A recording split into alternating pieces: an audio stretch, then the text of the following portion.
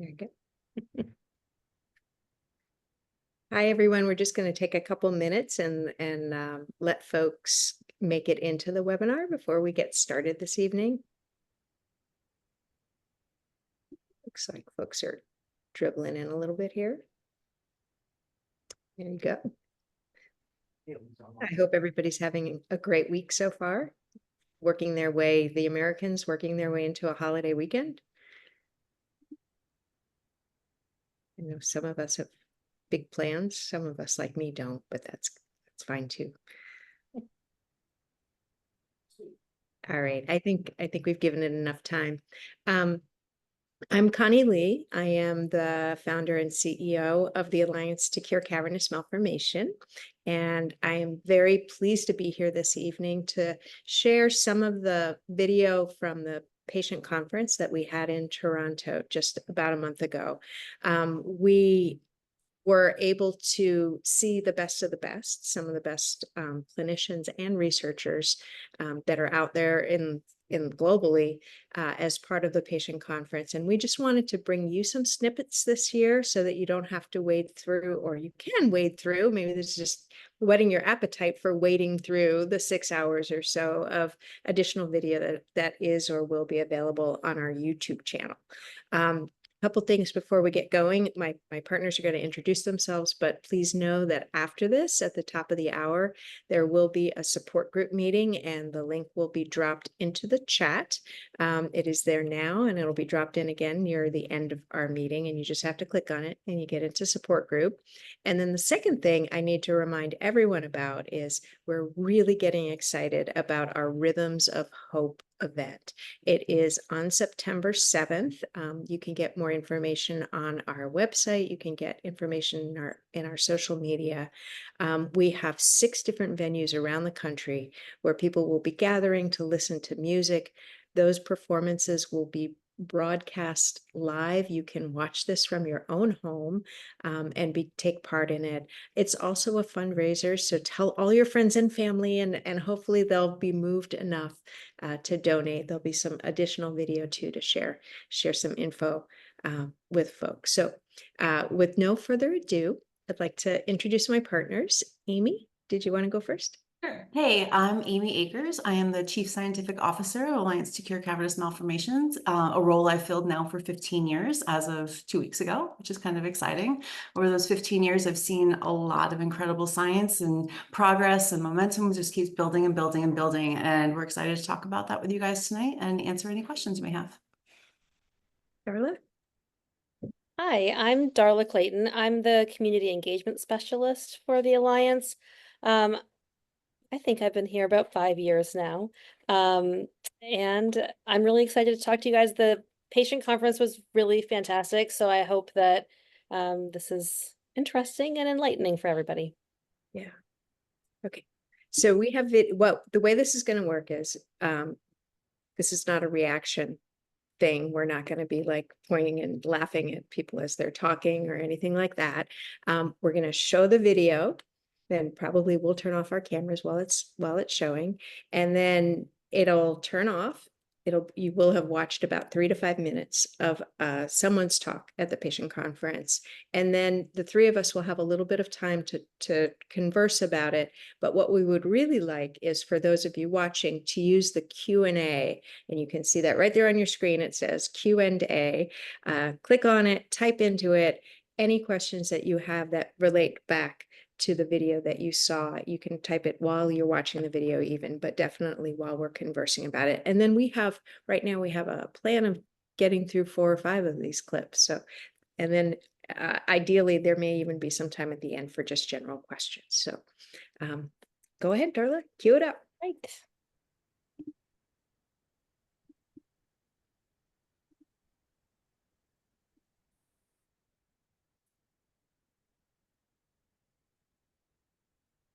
All right. It almost always starts with the patient, right? The vast minority of patients come into the emergency room and get surgery that day, right? Most people find it because of another reason. They've had a headache, they've had a seizure, they have a family history. It's rarely the emergency department. And so what I tell families is at some point it starts, right? The journey starts. I've got a diagnosis of a CCM. I've found it for whatever reason. I've had a seizure, I've had a headache, I've had a scan, something's there. And in that guide, as it starts out, somewhere along the line, the first question comes up is there a need for surgery? And so what I tell families is that the first thing you should do once you've sort of dealt with the idea of I've got a diagnosis, I have a CCM, is what is your question? Right? I really feel that too many people just come in like, I have a CCM, I need to see a doctor. And they don't really think about why are they going to spend all this time and money and effort to go see some nerd in pajamas and a surgeon? And so I think a very good thing, just as a family, without doctor talk, without spy talk, is what do I want out of this visit? Maybe it's just information. Maybe I want to understand, what is this thing? What is the part of the brain that's involved? You know, what is the function of where this thing is or where they are? And what are we going to do about it, right? Those are the big three questions I always hear from patients in one form or another. What is this thing? What does the part of the brain do? And what are we going to do about it? And I really think starting out with a clear thought of what do I want to get out of this visit, writing it down is probably the first thing. The second thing is, you know, and this is active homework. You got to get your stuff, right? So by that I mean you want to get your images, whether it's on a thumb drive, a CD, something like that. Never trust hospitals. Hospitals are awful. I work at them. They're terrible. And they say, oh, we'll send the pictures. They'll be there for your doctor's visits. Nope. They will not be there. They are just totally, you know, take it upon yourself to go to the medical records office.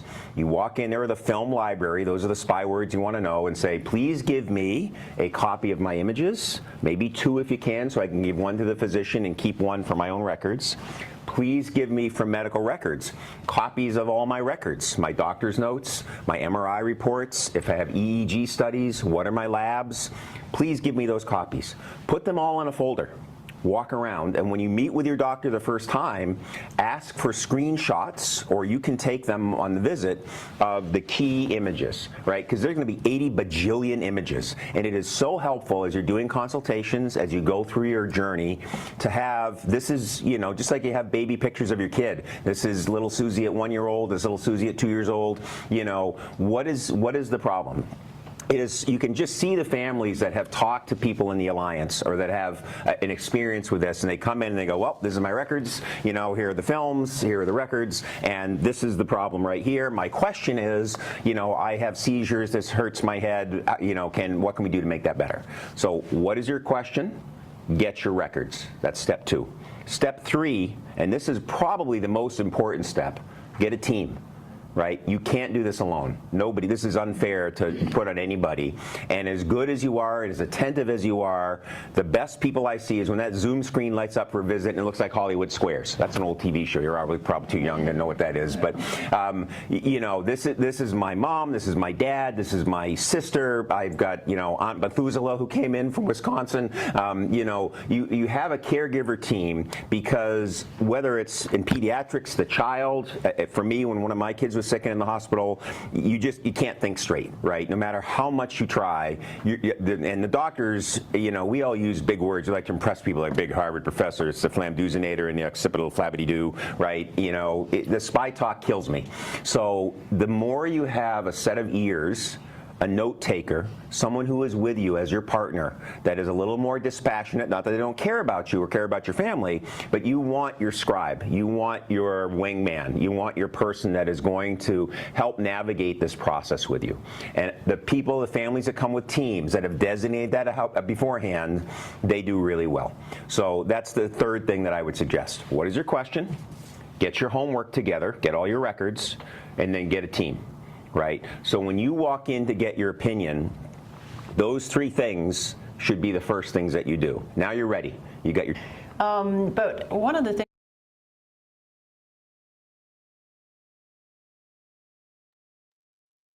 And we're back. And we forgot to introduce him. That was I forgot to introduce him. That was Dr. Ed Smith. He is a neurosurgeon at Boston Children's Hospital. He also happens to be the chair of our medical advisory board. And so, Darla, what'd you think? He makes a lot of really good points.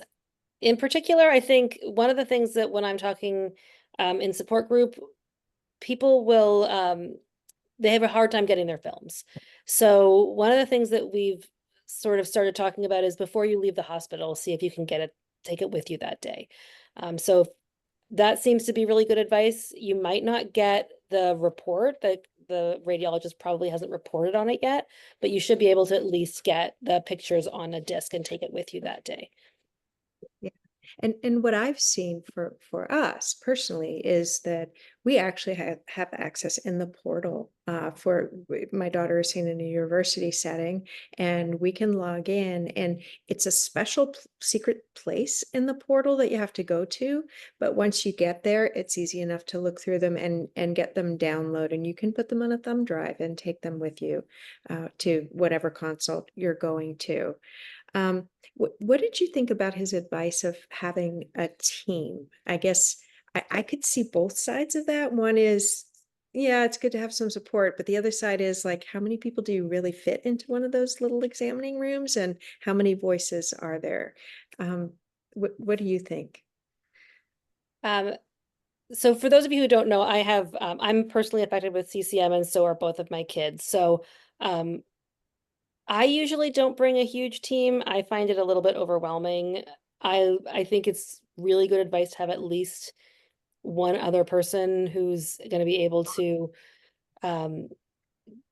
help you bat things around afterwards. Like, he said this or they said that, and I don't think that's exactly what they said. I know that absolutely has happened in our family where one of us heard one thing and one of us heard something else.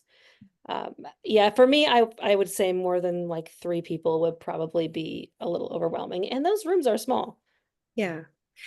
And I can say another exception to that, and in his defense, I can play it both ways, is that he's working in a pediatric setting, and having children running around the examining room can be quite a distraction. So if someone is just on kid duty and not responsible for any listening, then that certainly, I think, would be a help, especially if there's siblings in the room or anything like that.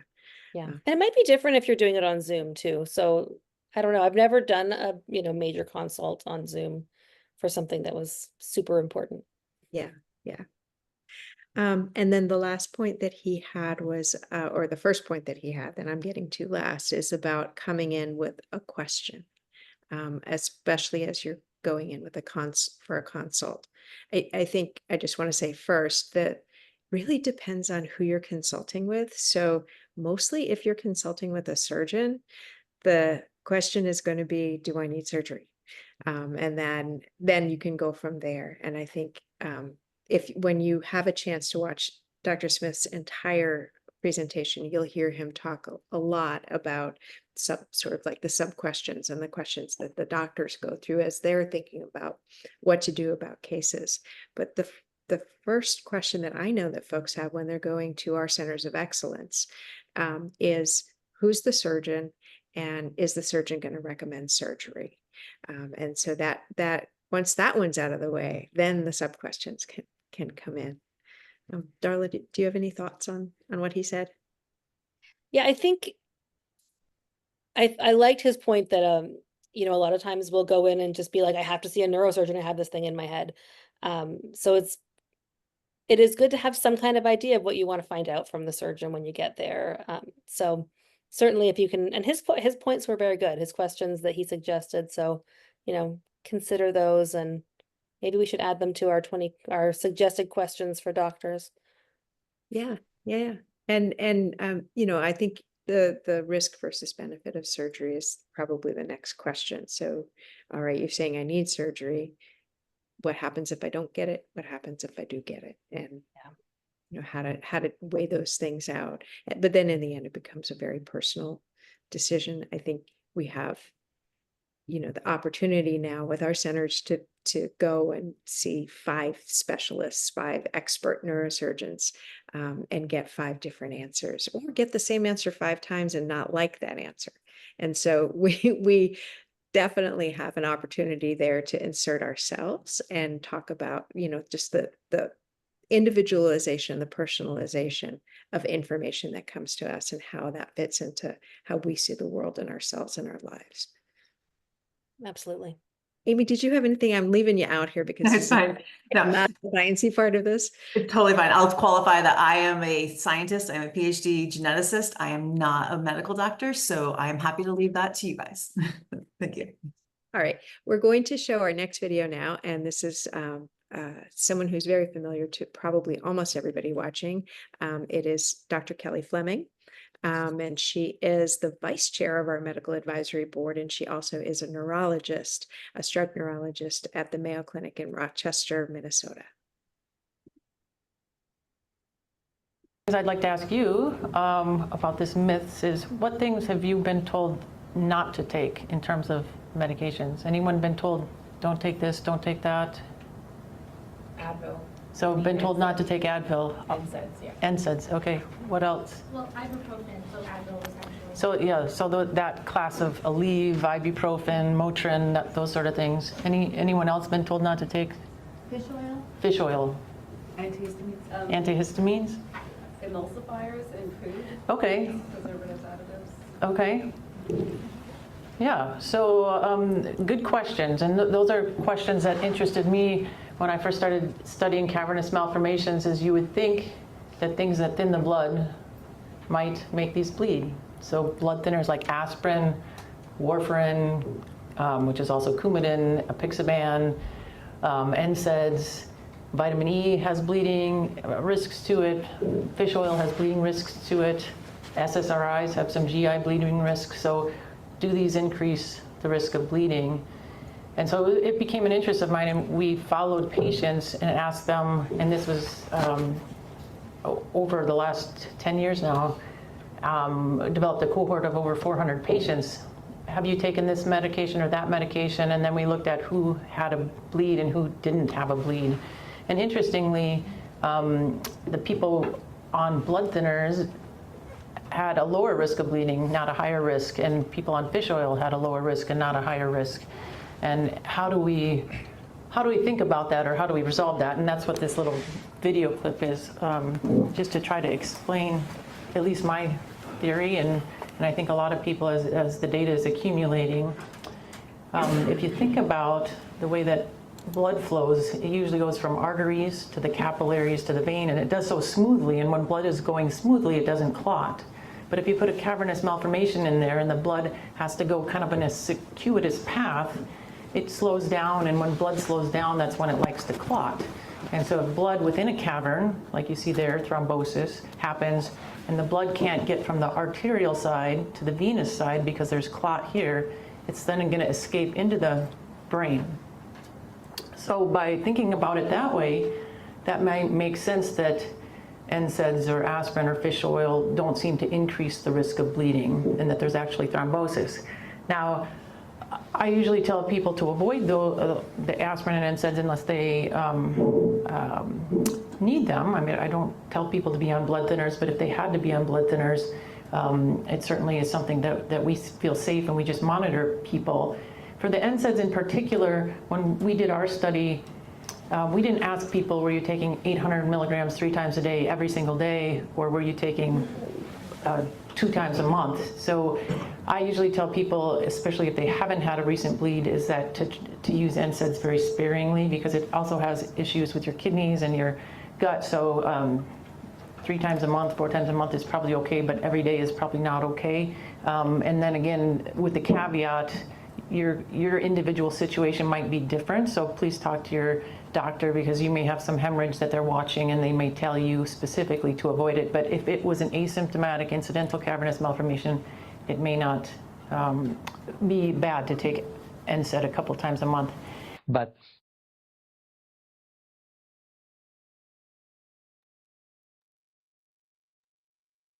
We're back. These are cutting off really quick. and moving into the next one. So again, Dr. Fleming was talking about the use of antithrombotics or blood thinners, and how we've been told a variety of different things over the years. Those of us who have been dealing with this disease for some time, for sure, had been told for a long time to avoid blood thinners because of the risk of increasing a hemorrhage should one occur while you have the blood thinner in your body.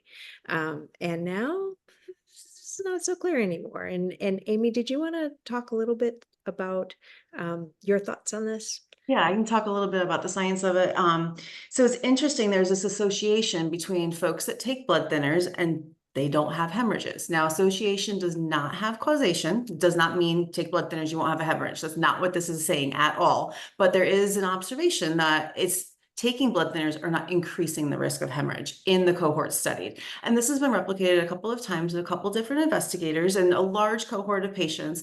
And kind of the working hypothesis is that, well, perhaps the slow blood flow throughout the lesion is causing results in a clot. You know, if the blood can't get around, you're having more and more slow blood coagulating into this clot, and the clot in the lesion itself or in an associated DVA could be seeding the hemorrhage that happens. That's one possibility. It's not been proven yet, but it's certainly a very realistic hypothesis. And interestingly, kind of from a different perspective, there's other studies out there about gene regulation related to blood flow. So blood can flow, as Dr. Fleming showed in that image, blood should flow smoothly throughout the blood vessels. And if it gets slowed down, the flow rate is different. And when the flow rate slows down, you have different amount of pressures applied to the endothelial cells, the cells that make up the tubes of our blood vessels.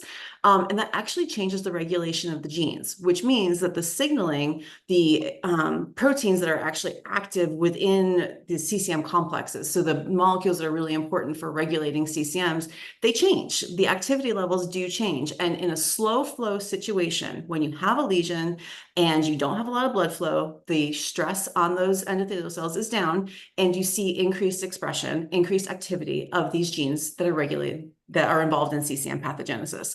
And so the hypothesis there, again, so that's an observation based on data. And the hypothesis is that, okay, well, these slow flow regions may be causing the formation of new lesions. So it's not really the same question, but it is interesting to think about blood pressure, basically, you know, the flow of the blood and how it affects both hemorrhage and formation of lesions and gene expression. So it's really, really integral to a lot of different things. And I think in the end, what we're learning is that there may be different mechanisms behind having a lesion versus having a hemorrhage in a lesion. And that when we start thinking about how to treat these, we may be looking at different kinds of medicines that will help us to shrink our lesions versus stop them from hemorrhaging. And you know, and this is all important information for us, that we are realistic and know that there may not be, at least initially, one drug that does it all. Eventually there will be one thing that does it all, but for right now, even if we can knock down one of those things, you know, make our lesions stronger or even smaller, or make them hemorrhage less, that's a win. So Darla, did you have any thoughts for this one? I think Amy definitely did a much more sciencey job than I can, but from a patient perspective, this still comes up all the time. I would say at least once a week, we're talking about, you know, whether or not people should be taking Advil, or people are saying they were told not to, or one doctor told them to, and one doctor told them not to. So I think it's excellent that we're finally getting some actual science answers, because we were really just going off of common sense, right? Kind of makes sense not to take NSAIDs. So Yeah. Yeah. It does. Okay. I don't see any questions in the Q&A. If anyone does have an extra question that they heard something that they want more information on, please feel free to use the Q&A. We are watching it. But in the meantime, Darla is going to show our next video. This is Dr. Issam Awad. He is the chair emeritus of our scientific advisory board. He is also very, very renowned researcher in CCM. He was the principal investigator for the atorvastatin trial, and he is a cerebrovascular neurosurgeon at the University of Chicago. Oh, and I'm in this one too.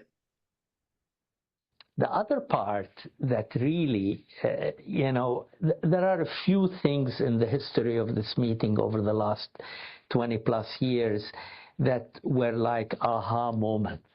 The first time I remember walking out and saying, this is really going to change, is when Angela left, but it was Angela's work on endothelial cells in Dr. Ginsberg's lab. And when she inhibited the CCM gene, she showed that the endothelium no longer formed tubes, but it forms bubbles. And it's so fundamental, it's in the dish. But it was an aha moment that for the next, 10 years, we figured out the rock hypothesis, and those are now the drugs being tested in trials. So the aha moment, I think, at this meeting is focused and targeted delivery. I think there are going to be a lot of things that we think work, but we don't want them to go to the wrong endothelium. We don't want the dose to be wrong. Rapamycin is a perfect example. If we give it in the wrong way, but maybe doing more harm than good. Yet if you give it in the right way, it could do something very dramatic. So we have to this focused, targeted recovery. Delivery, and it's not how we initially think. It may not be targeting endothelium, because another person will tell you, well, endothelium is open to the bloodstream, so it may be improving perfusion, like the ultrasound people are doing. They think they're doing permeability, they may be doing perfusion and they don't know it, and even gene therapy that we're testing now, how to deliver a gene, and Andrew, I want to commend him on trying to put these concepts in an understandable way. He's very, very good at that. And the idea of delivering a gene, you can't get it into the wrong cells. It's got to go to the target, and eventually we're going to show a proof of concept in the mouse, but that's not how we're going to do it in the human. The human has to be more targeted. So I think, hopefully we can get in the next couple of meetings real experts on focused targeted delivery. We are kind of amateurs at it. We know CCM more than them, but we don't know what's really happening in the nanotechnology world. I mean, some people are really doing a lot of stuff, and we need to put our minds together, learn from them, and they learn what we need in our disease. So I think those are the things. Sorry about the lengthy answer, but that's kind of what. Okay, we're kind of sort of back. There we are. All right, that was Dr. Awad, and Dr. Awad was sharing his aha moment out of the scientific meeting. And just so you know, the scientific meeting happens at the same time as the patient conference. They have an overlapping day. And so he had been spending 2 days already in a science meeting that the patients weren't part of. And so that was his opportunity to share a little bit about what struck him this year. This is our 20th anniversary of the science meeting. Amy has been to almost every one of them, 19 of the 20. I've been to all of them, and they are always exciting. And so to have his impressions from the very beginning to now is really kind of cool. Now, in terms of nanoparticles and targeted delivery, I'm going to let Amy tell us a little bit about her thoughts, but I'm going to drone on for a moment about what we're funding. So we have a program where we have given, at this point, $75,000 to the University of Pennsylvania to assist them in a program in which they are, well, actually, I shouldn't put it that way. We asked them to start looking at nanoparticle delivery and to please take this $75,000 and do good things with it around nanoparticle delivery of drugs. And the reason for that is because so many of the medicines that are now under consideration for CCM are not gentle meds. They're used in chemotherapy or in other conditions where mostly they're used in very short-term situations. And so for us to take something chronically, it needs to be more specific to the lesions and not so much all around the body being metabolized in the gut and everywhere else. So we're on this. And we certainly will be bringing more people into this as time goes on. But it was good to hear the validation from Dr. Awad. Amy? So I thought I'd share a little bit of like kind of my aha moments and tie into what Dr. Watt said. They're very similar. So back in 2004 was our very first CCM scientific meeting, which at the time was called the Pathobiology of CCM Scientific Workshop. I had 20 people there. I was a graduate student, a first-year graduate student, scared to death to be in a room of these fancy, very, very smart, incredible scientists, but thrilled to be there at the same time. And back then in 2004, we had just discovered the third CCM gene, and the biology was almost unknown. We were trying to figure out what these proteins, what the genes do. Genes make proteins and proteins have functions. So what do these proteins do normally in the cells that when they're mutated, not functioning, what that lack of function, how does that affect the cells to create CCM lesions? So what is going on here? Just trying to piece together all of this biology.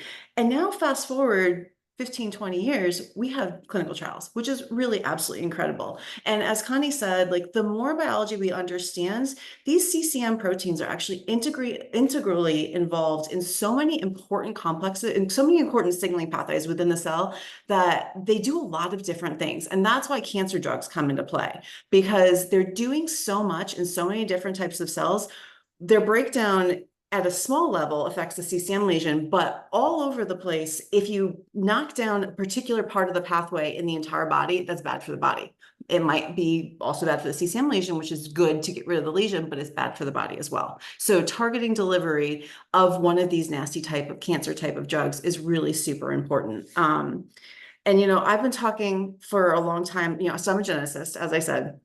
Putting together biology is really exciting. And genes, the mutations that cause CCM and CCM1, 2, or 3 are all what we call loss of function mutations. So that means they don't work anymore. It doesn't matter how you mess it up. I always say it's like, I can't go to work. It's just funny because of course I work from home because I work for the Alliance, but I can't go to work because my car won't start. Maybe I don't have gas. Maybe I have a flat tire. Maybe something else is wrong. It doesn't matter. At the end of the day, my car is not leaving the driveway. It's kind of the same way with these genes. Like if they're not functional, they're not functional. It doesn't matter how you destroy them. You end up with a CCM lesion. And interestingly, whether you mutate CCM1, 2, or 3, you end up with lesions that look exactly the same. So my mantra for a long time has been, someday we're going to find one drug that's going to treat everybody. And maybe that's true. I hope that's true. But we're also learning that there's so many nuances. There's aggressive lesions, there's non-aggressive lesions, there's lesions that hemorrhage, there's lesions that multiply. There's all these different things going on, and that not everyone is going to need, likely, not everyone is going to need this targeted delivery of a rapamycin or cancer type of drug. But some people might, and it could really be incredible. So we're kind of starting to talk about this personalized medicine and treating different aspects of the illness, which is really cool and really exciting. And what we don't have data on, but I think that will be the next like leg of our journey here, is to really think hard about gene therapy and actually replacing these loss of function mutations, loss of function genes, so that they come back to life, do what they're supposed to do, and we have no more lesions. And I think that's everything I wanted to say about this.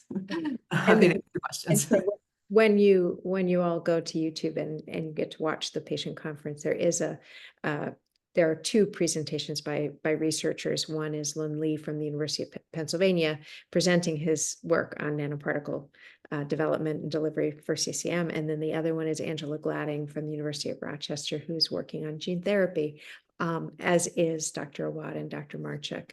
They're doing it separately. And I just want to mention the things that stood out on the science side, meeting side for me as well. So I was surprised by how excited the scientific community is by the preclinical testing program that we have going now, that we're in, that we're standing up. The Alliance to Cure is going to be testing drugs as quickly as we can in ways that academia and industry won't. We will have the facility to be able to determine whether a drug should move forward into clinical trials. There are so many drugs out there that need testing, and the scientists were like, I've got 2 for you to try. I've got 2 for you to try. Everybody wanted us to come bring in their favorites, that many of which they have already tested in lower level models, but they don't have the resources to be able to test in the way that we're going to do it. So I was excited to hear their excitement because we certainly have been excited about it for the last year. Darla, did you want to add anything to this? You guys did a beautiful job. My only, my take home, because I don't understand a lot of the science talk, is I love seeing Dr. Awad's animation. I love hearing Amy talk about all the science stuff and how excited you guys are. You know, I think that makes me excited. It makes the other patients excited to know that you guys are into this. Yeah, thanks. Okay, so then we do have one question. It's actually a comment in the Q&A. This is someone who says, comment, not a question. I previously took huge doses of aspirin. This is back to our last video. No bleeds, but without question, all of those darn things were there. Now, just a mini dose post cardiac problems. So this gentleman is a case study of one, and we can keep track of him and make sure that he stays safe even with his mini doses now. Darla is about to show the next video, and that is Dr. Atif Safar. He is a neurologist who is at St. Michael's, which is associated with the University of Toronto. I believe he's the head of the neurology department there now, but I might have that wrong. He had, prior to this, been the medical director of our CCM Center of Excellence at the University of New Mexico. So he's a far way away from where we first met him, and he's going to be sharing some stuff with us. Can you both demystify what you believe could perhaps be the impact of stress on cavernous malformation in your observations? I was just going to ask that. Thank you. Yeah. Stress and lack of sleep. I can. Yes, well, I'm very passionate about this one. Oh, good. Oh, okay.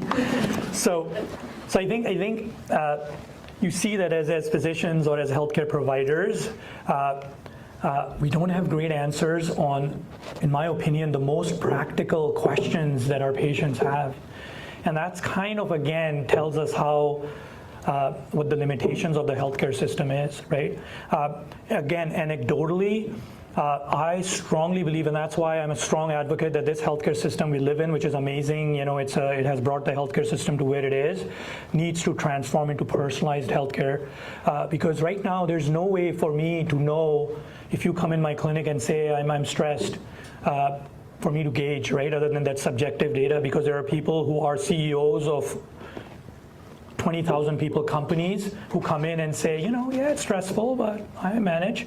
But then there's another person who can say there's a lot of stress. So I think stress in itself, I don't know, but stress and your own coping mechanism to that stress, in my opinion, at some point in the next few years, we will be able to acknowledge and say that it plays a huge role. I have a few patients where we were desperate, you know, they had familial cavernomas, they were suffering, they were oozing, you know, these lesions were oozing every few months or every few years. Young, high-functioning people whose lifestyle, you know, was getting affected. And there was a point where, you know, yes, one lesion was surgically taken out, but the others were not accessible, so they were asking me and I had no answers. So I told them, you know, why don't we try to modify your lifestyle? You have a very highly stressful life. This is too much. You're going through a lot. So as a human being, if I were you, I would think that you won't be able to take this stress to that level. And anecdotally, because obviously, you know, whether I follow other patients or not, these are the patients I would like to follow, because then a year later, a couple years later, I want to see that things change. And anecdotally, I saw things change. So, you know, some of them started to work from home, negotiated, you know, maybe a lower salary, but then they were still working. And I saw anecdotally that when we did the follow-up MRIs, things did improve a little bit, whether it was their coping skills that improved. So overall, their quality of life improved, which is at the end of the day what matters the most, right? So I think the evidence-based answer is we don't know. We don't even measure. So indirectly, we're saying we don't even care. But it's unfortunate. I think, in my opinion, it does play a role, having a very good, that's why I use the word live at the top 10 percentile, as hard as it is. Take more time than other people in focusing on your mental health, in meditating, in living healthy. And we do see anecdotally those patients do relatively better in the long run when they're doing that.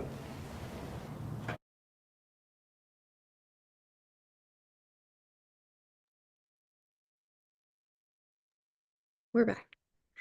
So stress. I think that's probably a question that I've been asked 1,000 times over the last 20 years or so. Does stress impact?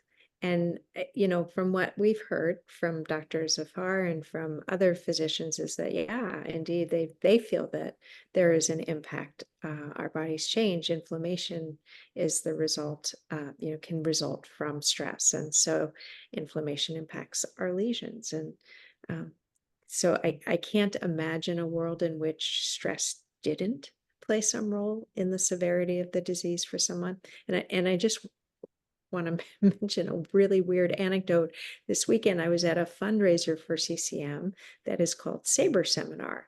It's held once a year, and it actually has nothing to do with CCM. It's a bunch of baseball statisticians really coming together. They work in all different fields, but what they love is the science of baseball.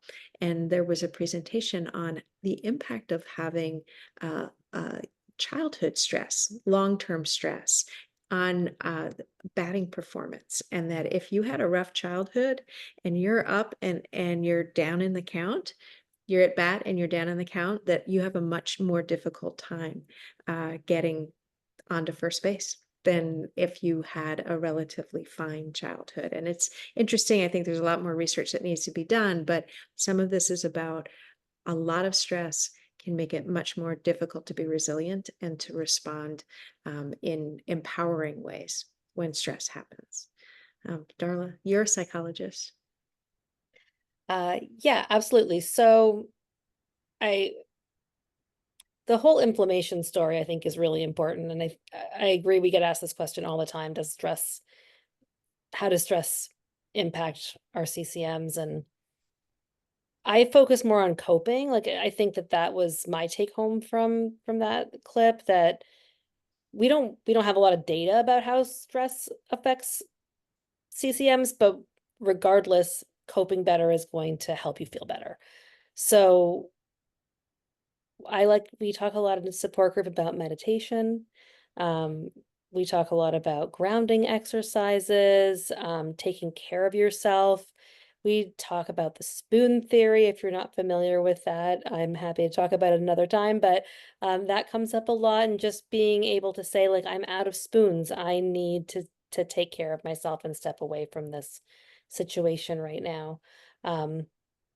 So the other side, I think, for me is when he talks about that 10% and living at the top 10% of health, which is really hard to do, and awesome advice, but really hard to do.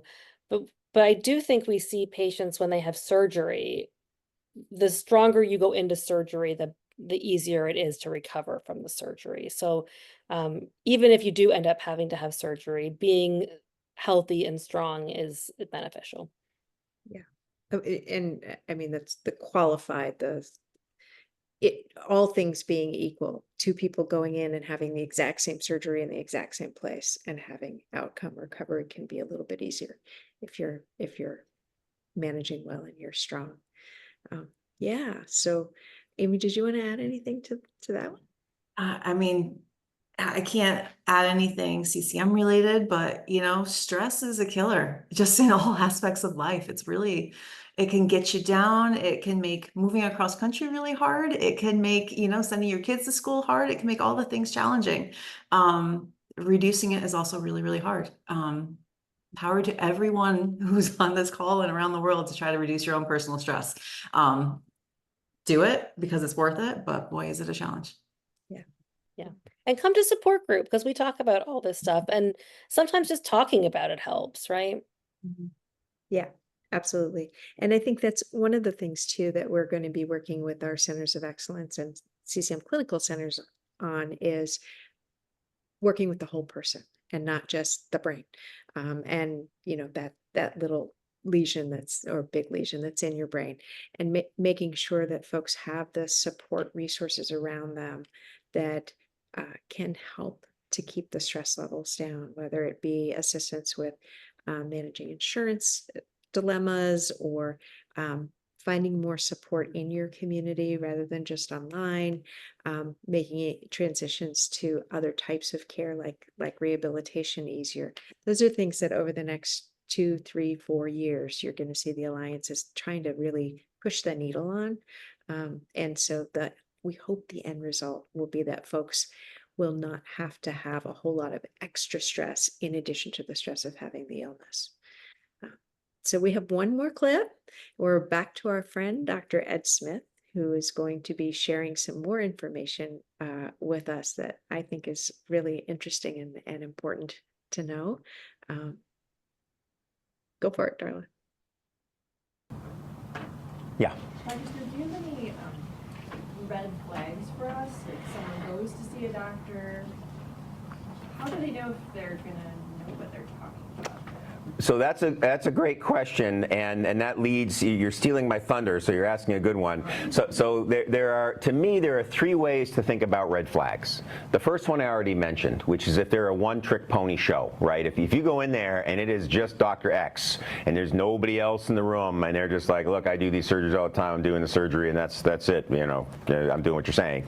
That makes me a little nervous. I think the first thing is, this is a multidisciplinary disease. You should be presented with multidisciplinary options. They all may say and think the same thing, but you certainly want the chance to do that. So that's flag 1, I think.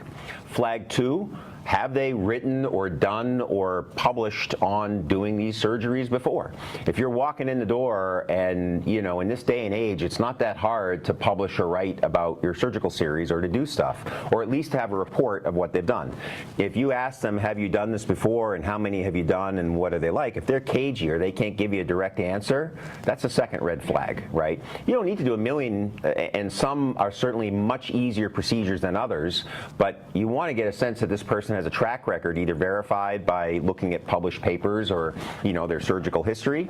And so that's number 2. So number 1, do they work in a team or not? Number 2, what is their track record? You know, either by personal or do a little online sleuthing. My 20-something-year-old daughters could get answers for anything, anywhere about anything. So you get a couple of teenagers or 20-year-olds on the case and they'll get you some answers. I bet you guys could probably find some stuff out.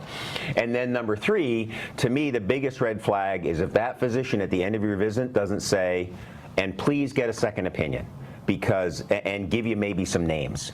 Because if they are too afraid, if they say, look, they're going to tell you crazy stuff, you know, run away, then that's the bad news. Some physicians will be very civil and they'll say, see anybody. Other physicians say, look, see anybody but Dr. X. You know, there are a few people that are a little shaky, but the point is they should offer you a second opinion. If they don't, that's a red flag to me. So those are my 3 Ed Smith rules for red flags. Does that make sense?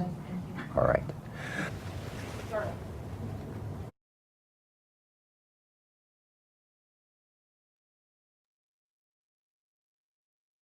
So I got to say, I always love watching Ed Smith. He's got the best presentation. So I think that is, I don't think any of us could have given better advice about what it is that we would want to be looking for in order to make sure that the surgeon that we're seeing is appropriate and has the expertise to be able to manage the surgery or making decisions about the surgery. And so just to repeat what he said, making sure that that surgeon is part of a team. And by team, again, we didn't show all of his talk. He didn't mean just that there's other surgeons in the practice. He meant that there is within arm's reach, a neurologist, a radiologist, a geneticist, people who can give him other perspectives, an interventional neurosurgeon or an endoscopy type neurosurgeon who does other types of surgery, so that there can be discussions about, you know, what is the best thing to do, instead of one person just being in a vacuum chamber and hearing themselves. Then he also talked about a track record, making sure that there's not every doctor publishes. I mean, that's true. And I don't think that we need to expect that every surgeon is going to publish every case series. You can if you work at Harvard like Dr. Smith, but there are some places where that might not be really possible, but having a sense of how many cases of CCM, and if you have a brainstem lesion, specifically asking how many brainstem lesions that are cavernous malformations have you removed? And if the number, you can decide what your cutoff is. Like, I would not be comfortable for my daughter with with a surgeon who has not done more than 50 cavernous malformations overall. And certainly I would have expected that a good number of them would have been brainstem lesions. So then his last thing is making sure that the physician is comfortable with you going out and getting a second opinion and doesn't act offended. And you don't have to worry about that. And that's something that I have preached now for several years, is that second opinions should be standard of care, especially for rare disease. And that's anytime you hit a change in your diagnosis or a new diagnosis, get a second opinion. It's really, it can make the difference between getting the right treatment and getting the wrong treatment. Darla? Yeah. I like to say 3 opinions. That's how I feel about it. I like 3 opinions. I know we have patients that have gotten 5 and 6 and 7 opinions, and sometimes that is what you need to do to make you feel better, make you feel confident in moving forward. But I like 3. My reason for 3 is, you can have all 3 agree. That's great. Then you feel really confident, right? You can have one say one thing and one say the other thing, and then you have a tiebreaker. And so for me, we actually were in that situation once where we did have someone we needed a tiebreaker, and they said something totally different. So we ended up with 3 different things. So we had surgery, not surgery, and the third opinion was like, well, here's a very, very specific plan to wait and watch, and then under this condition, then we need to go in and take it out. And so that's the one we went with. But at the end of the day, like, that third opinion was really important to us in moving forward. And my son ended up being, I think, about 3 more years, he was stable-ish, and didn't need to have surgery for those 3 years, which was, made those 3 years pretty nice.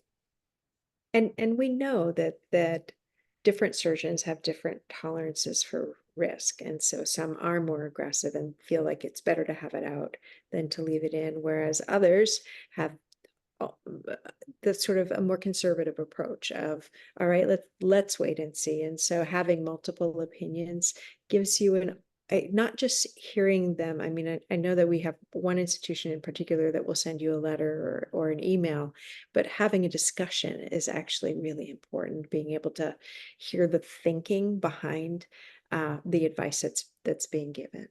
Yeah, absolutely. We've had patients talk about the plan for the surgery. So, all the doctors agreed maybe that it had to come out, but one was going to approach it one way and one was going to approach it a different way. And for whatever reason, one of those approaches just made them feel more confident, made them feel like that made more sense to them. So I think those conversations are really important. Yeah, I would never second guess an approach. I am not a neurosurgeon, and this is that would be way out of my ability to make a decision between. I think what I would want to know is what's your track record, and not just in how many you've done, but also how they turn out. Yeah. Yes. Yeah, And absolutely. why, in some cases, there are surgeons who tend to have a higher, not number of complications, but where the outcomes don't look as good. But what's really happened is that they're doing higher risk surgeries. They're doing folks who have no other options, and the outcome may not be as positive, but the alternative could have been much, much worse, to not have the surgery. So all of that needs to be balanced out, and it's can make decision making about who to see and what to do tricky. Amy, did you want to add anything from your personal experience, or just thoughts? Just personally finding someone who knows what they're talking about. I mean, I think that it kind of ties in with what everything Dr. Smith said. In my personal life, most of my friends, a lot of whom are actually physicians, haven't heard of cavernous malformations, and it's very disappointing. But that's just the way of the world, so doctor shopping is such a negative term, but you really have to keep moving until you find someone who you are comfortable with and who knows what they're talking about. And I think that's kind of the underlying theme of what he was saying before. Just keep going until you get answers that make you feel good, because if your gut tells you it's not right, it's not right. That's what I would say. Okay. We have about 6 minutes left. So if anyone would like to put a question into the Q&A that it doesn't have to be related to the videos, but just an open question. I will otherwise talk on for 5 minutes about things that are important to me. And I would be better that we be talking about things that are important to you. For those of you who missed us at the top of the hour, who came in late, we have the September 7th Rhythms of Hope event that's coming up, and we definitely want people to be tuning in and watching it. The information for how to watch is on our website. It's on all of our social media. You should be getting it in your email box if you were signed up for our email mailing list, and you can do that on our website.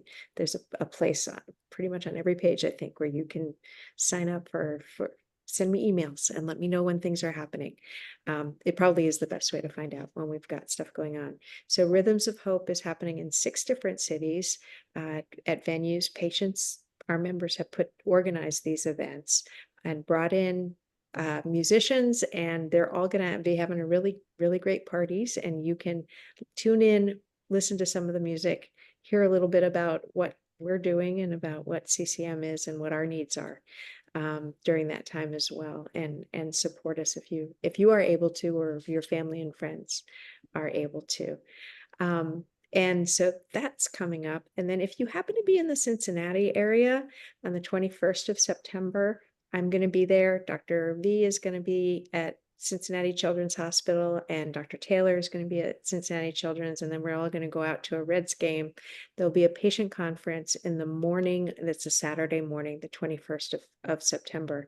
And then the Reds game is, as we do this on an annual basis, and it's always a lot of fun, is going to be in the afternoon. And then if you are in Connecticut, I'm full of them. If you're in Connecticut, the following Friday evening, the 27th of September, is the final Torrington wine tasting. This is an event that's been held now for 10 years.